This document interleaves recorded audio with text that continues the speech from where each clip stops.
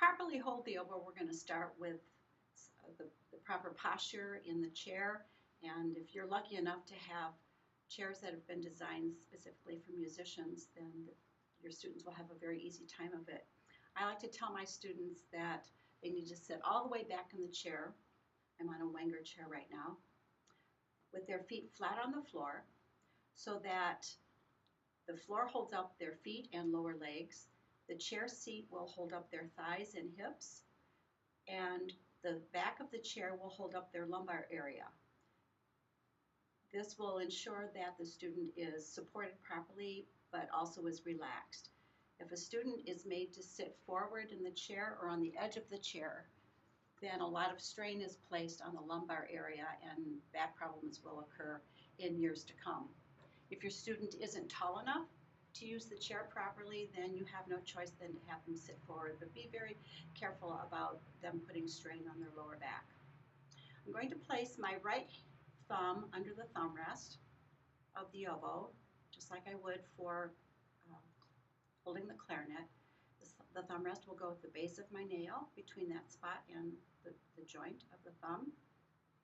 That will allow my fingers to curve around and my finger pads to depress F sharp, E, and D tone hold key pads. My little finger will then hover above the C key, which is the top key of the cluster of 3. My left thumb will go under the octave key, somewhat perpendicular to the body of the oboe, with just enough at the end of my thumb available to depress the octave key when it's time.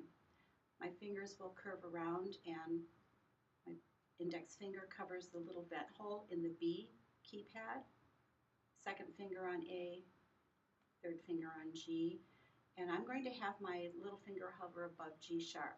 I know Westphal recommends that it hovers above the B key, but that's a bit of a stretch and does not feel natural for the student, especially if they have short fingers right now. Remember, they will grow. I feel that when the oboe is entering the mouth, the oboe reed is entering the mouth, that the bell should be slightly above where you put the clarinet bell. If it's down too low, too much pressure from the lower lip and teeth is placed on the bottom blade, causing the pitch to go sharp. But ensuring that the elbows are gently away from the body and the wrists are straight, the bell will just be just slightly higher than the angle of a clarinet bell. And now your student is ready to